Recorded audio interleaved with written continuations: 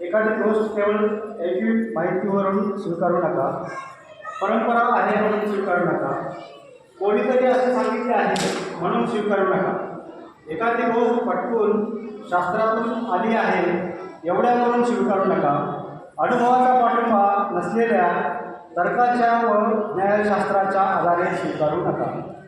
बाह्यरूपाचा विचार करून स्वीकारू नका. अंदाज बांधण्याचा अंदाज मिळतो म्हणून स्वीकारू नका. किंवा एखादी गोष्ट आपल्या मताला अनुकूल आहे म्हणून स्वीकारू नका. सांगणाऱ्यांचे सुंदर स्वरूप पाहून स्वीकारू नका. हा समरण आपला गुरु आहे असं विचारून स्वीकारू नका. तुम्ही जेव्हा स्वतः अनुभव घ्याल की या गोष्टी अनुकूल आहेत, सदोष आहेत, या गोष्टीचा जाणकाराने निंदा केलेली आहे, या गोष्टी स्वीकारल्या असतात, अहितकारक आणि दुःखदायी होतात, तेव्हा तुम्ही त्या गोष्टीचा त्याग करा. कालमानानं जेव्हा तुम्ही स्वतःहूनच असा अनुभव घ्या की या गोष्टी हितकारक आहेत, या गोष्टी निर्दोष आहेत, या गोष्टींच्या जाणकाराने प्रवेशाच्या केली आहेत, त्या गोष्टी स्वीकारल्या असतात, हितकारक व सुखदायी